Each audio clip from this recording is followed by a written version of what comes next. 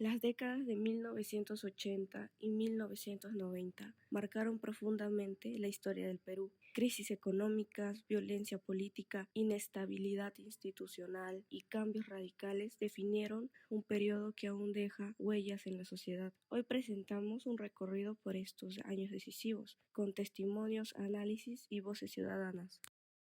Este pan costaba 20 centavitos cuando Alan entró de presidente. 20 centavitos la unidad. 5 años después, cuando ya mi bodega estaba a punto de irse a la quiebra porque nadie podía comprar y había colas, ¿cuánto costaba el mismo pan? 1.700 intis la unidad. Se caen los precios en la bodega de don Jaime. Bienvenidos a este reportaje especial. Revisaremos cómo se vivió esta etapa y qué tan duro significó para el país. A través de entrevistas personalizadas y testimonios de ciudadanos, hoy investigaremos los hechos que marcaron al Perú. Nuestro objetivo es comprender el contexto y las consecuencias de la inflación, la violencia política y los cambios del sistema político. Acompáñenos en este análisis profesional reciente del Perú.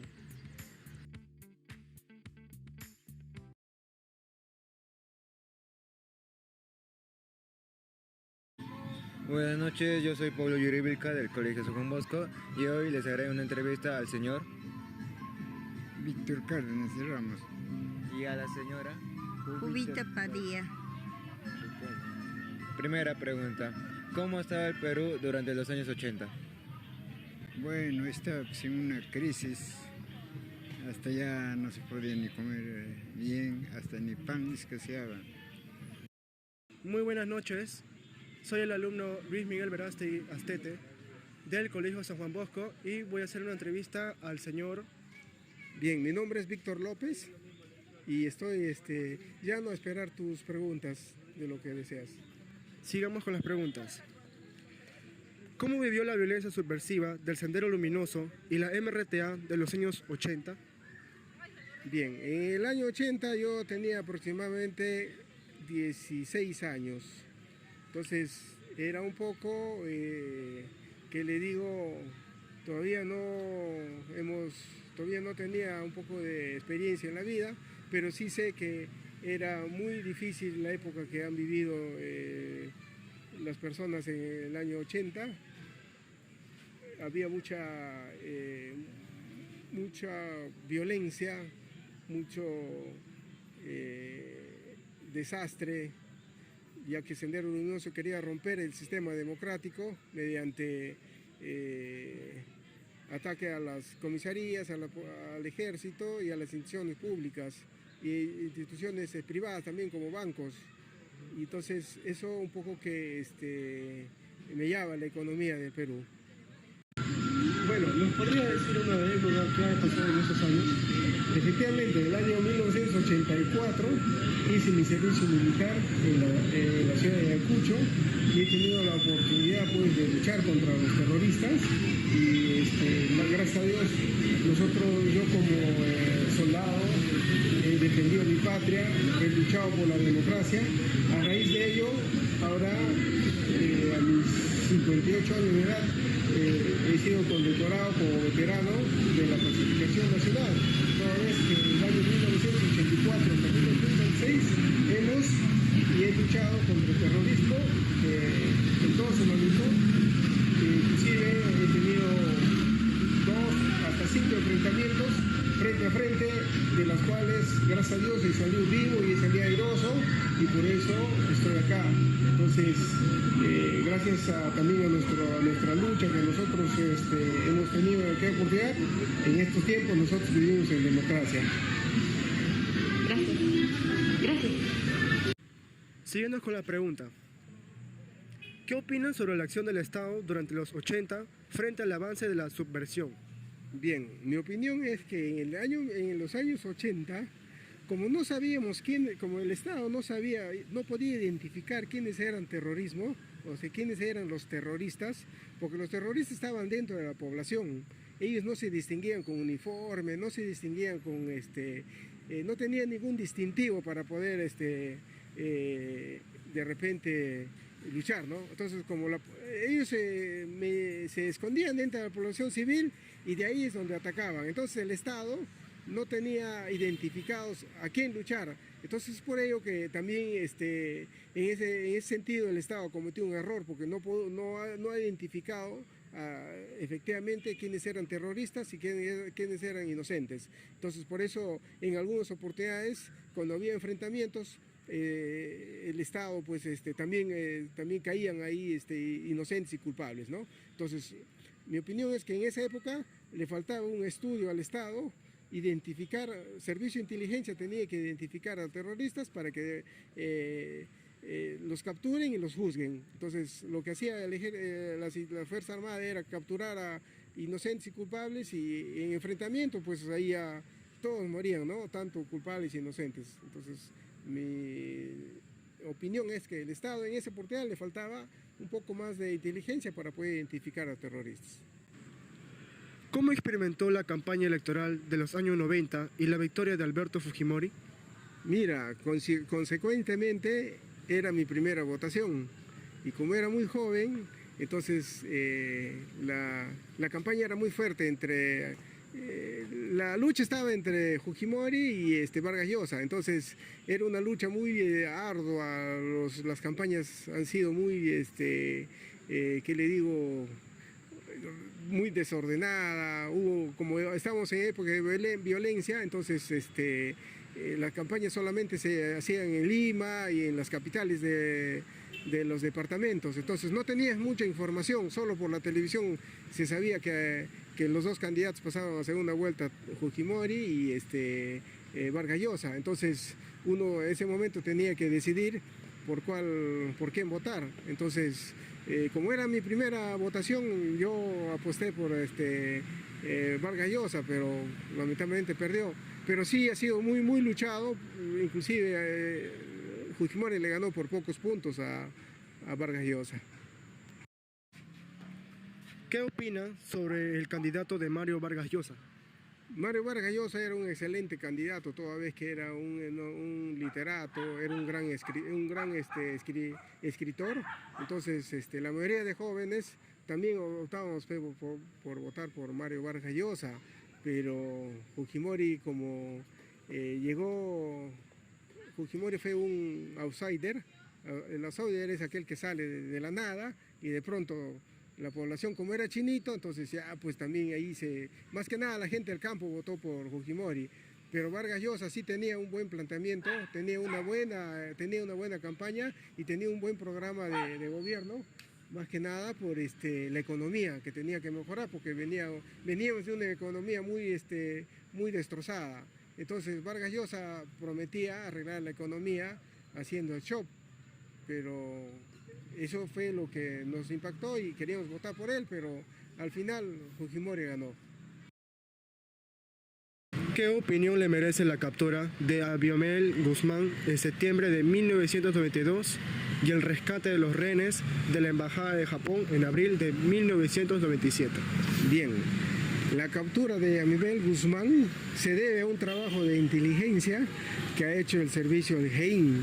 GEIN se llamaba el servicio de inteligencia, quienes han perseguido por 5 o 10 años a Abimael Guzmán, que era el líder de Sendero Luminoso. Él era el cerebro, él era el que mandaba a aniquilar a las personas, él era el que ordenaba poner coches bombas en todo el Perú.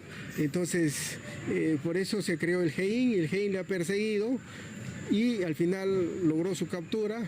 Prácticamente con la captura de Abimael Guzmán, Sendero Luminoso empezó a caer porque ya prácticamente la cabeza lo cortaron. Entonces, al caer la cabeza, ya el cuerpo ya se va muriendo poco a poco. De ahí fue la caída de Sendero Luminoso. ¿Sabe quién fue Víctor Polay Campos? Sí, efectivamente, Víctor Polay Campos fue el líder terrorista del MRTA, que se alzó en armas, según él, contra el Estado, ¿no? Entonces, eso fue Víctor Polay Campos, el líder del MRTA. ¿Qué son los Vladivideos?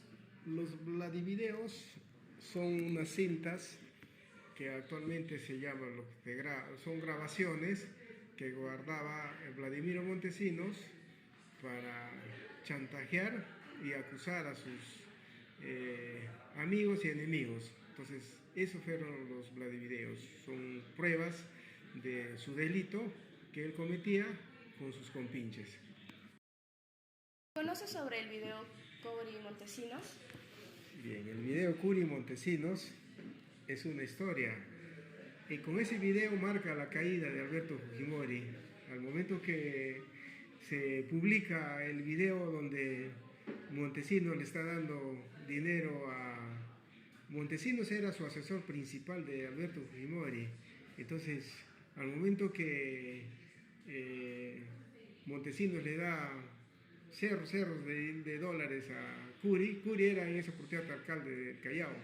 Entonces, y Fujimori decía que mi gobierno no está manchado con corrupción, él siempre decía que no, pero su asesor por lo bajo compraba a las autoridades con dineros. Entonces, pues no había cómo mostrar, no había pruebas, no había nada. Entonces, hasta que encontraron el video Curi Montesinos, donde ahí se ve que está comprando a las autoridades con miles de dólares. Eso se refiere el video Curi Montesinos, la caída de Alberto Fujimori. ¿Qué sabes sobre las matanzas de La Cantuta y Barrios Altos? Bien, sobre la matanza de Cantuta y Barrios Altos, son daños colaterales que el Estado ha cometido mediante el Grupo Colina, toda vez que ellos actuaban clandestinamente sin que el Estado sepa. Entonces ellos han identificado a terroristas que estaban, que eran profesores y estudiantes de Sendero Luminoso. Entonces ellos clandestinamente han entrado a las universidades, los sacaban y los ejecutaban. Ojo que eso el Estado no sabía.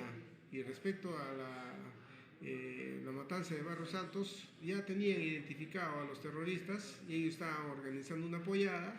Entonces ese día también el Grupo Colina ingresó y pues como se resistían a salir, entonces los acribillaron ahí en una casa, pero insisto que eso fueron ya daños colaterales que el Estado prácticamente no ha participado.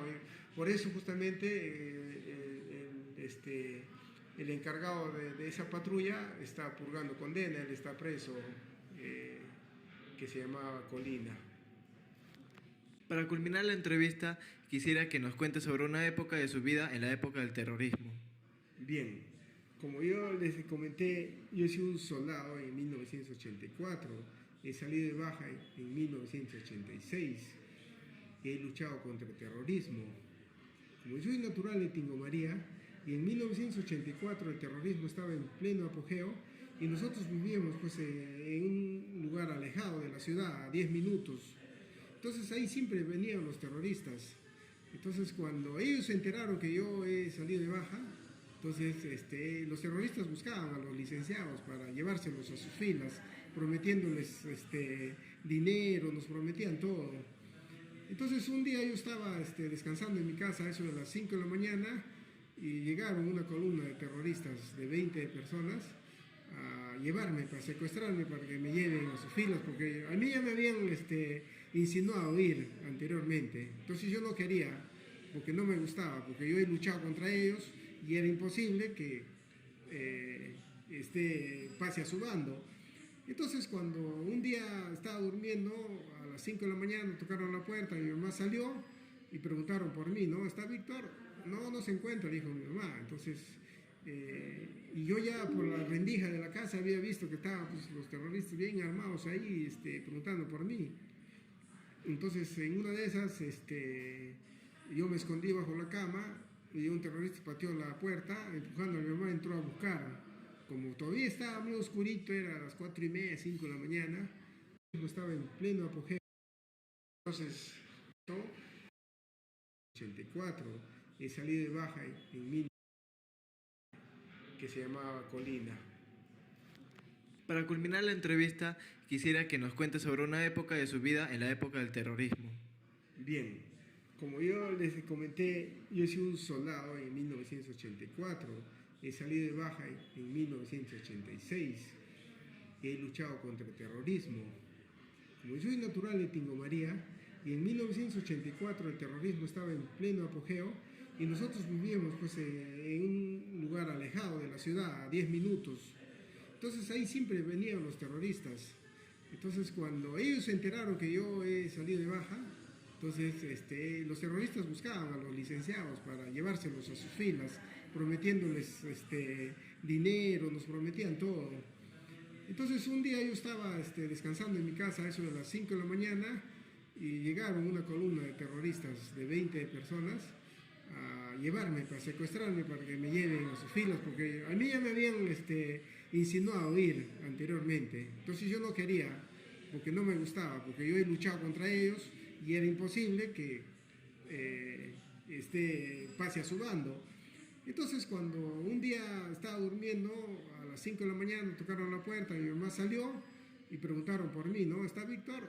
No, no se encuentra, dijo mi mamá. Entonces, y yo ya por la rendija de la casa había visto que estaban pues, los terroristas bien armados ahí, preguntando por mí. Entonces en una de esas, yo me escondí bajo la cama y un terrorista pateó la puerta, empujando a mi mamá, entró a buscar. Como todavía estaba muy oscurito, era a las 4:30, 5 de la mañana, entonces no se agachó a mirar bajo la cama. Entonces miraron así, no está, dijeron, porque mi madre ya les había dicho que yo había salido, justo como era sábado, entonces le dijo, pues no, él ha salido, se ha ido a la fiesta. Entonces por ese motivo es que a mí no me llevan, no me secuestran. Esa es una anécdota muy lamentable, triste, que tengo que contarlo. Entonces yo al día siguiente agarré mi ropa, mi mochila, y ya me vine, salí de Tingo María, me vine a la ciudad de Tarma, y ahí en Tarma me realicé y estudié, y ahora soy lo que soy por haberme escapado y no dejarme llevar por los terroristas. Eso es una experiencia de tantas experiencias que he vivido en esa época.